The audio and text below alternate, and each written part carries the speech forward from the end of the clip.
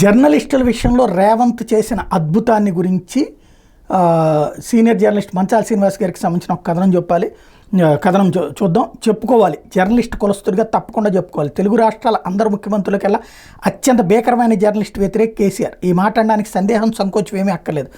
అక్షరాల నిజం కాబట్టి పాతాళం లోతుల్లోకి పాతేస్తామని బెదిరిస్తే పెద్ద పెద్ద రామోజీరావు వంటి లెజెండరీలే గడగడ వణికిపోయి కాళ్ళబేరానికి దిగిపోయిన దురవస్థలో మీడియా హౌజులన్నీ కేసీఆర్ పాదాల మీద పాకుతున్న సందర్భాల్లో తను ఆఫ్టర్ ఆల్ జర్నలిస్టులకి మంచి చేయాలని ఎందుకు అనుకుంటాడు? తనకు నిజంగానే జర్నలిస్టులు అంటే ఆఫ్టర్ ఆల్ ఈ రోజుకి ఇంకా తనను కీర్తించే వాళ్ళకు కూడా జవాబు చెప్పాలి. ఇదే ఆ సుదీర్ఘ వివరణ. కరోనా కాలంలో తను చేసిన సాయం ఏదో తెలుసా? మరణిస్తే అంత్యక్రియలకు సరిపోయే ఖర్చు, అది తన అఖండ ఔదార్యం. అసంఘటిత కార్మికుల బీమా స్కీమ్లో చేర్చాడు. కావాలంటే పాత జీవులు తవ్వి చూసుకోండి, పురుగుల్లా చూశాడు. ప్రెస్ మీట్లో ఎదురుదాడి, వెక్కిరింతలు, దబాయింపులు, బెదిరింపులు. అత్యంత ప్రజాస్వామిక ముఖ్యమంత్రి ఈ దేశ చరిత్రలో ఏ నియంతకైనా నడిచినన్ని రోజులు నడుస్తుంది. తర్వాత మొన్నటి ఎన్నికల్లోలా కొట్టుకుపోతాడు. అదే జరిగింది. చండీ యాగాలు, నవగ్రహ యాగాలే తనకు శ్రీరామరక్ష అనుకునే నియంత కదా.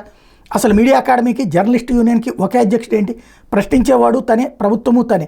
వైచిత్రి అదేనండి అల్లనారాయణ. తన పదవే తనకు ముఖ్యం. పేరుకు పోరాటం, మావోయిస్టు మాటలు. ఒక్క మాటైనా తన వృత్తి సహచరుల సంక్షేమం, బాగు కోసం మాట్లాడిన దాఖలా ఉందా?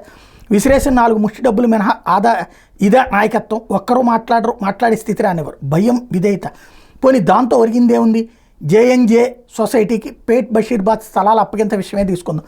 18 ఏళ్ల పోరాటం. అందరూ జర్నలిస్టులే. ఏదో జర్నలిస్టుల పట్ల సానుకూలతో సీనియర్ జర్నలిస్టుల ప్రయత్నమో సుప్రీంకోర్టు జడ్జి రమణ సహకారంతో అది గెలిచారు. నేను అఫిడవిట్ ఇచ్చాను, అందుకే సానుకూల తీర్పు అంటాడు కేసీఆర్. కేటీఆర్ స్వాగతిస్తాడు. కానీ ఏమైంది? స్థలాలు అప్పగించడు. ఎవరికి టైం ఇవ్వడు. ఎవడు అడిగేవాడు ఉండడు. అడిగితే ఆ క్యాంపులోనే ఉండడు. సోకాల్డ్ మీడియా అకాడమీ నిర్వీర్యమై జవజీవాలు కోల్పోయిన పార్థివ దేహంలో అసలు కారణం చెప్పేవాడే ఉండడు.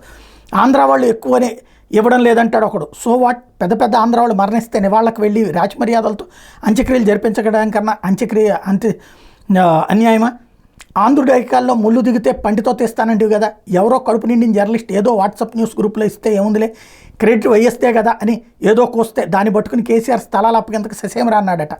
మూర్ఖత్వం. ఈ మాట అనడానికి సాహసిస్తున్నా. సుప్రీంకోర్టు తీర్పు ఉంటే అమలు చేయడానికే ఉంది.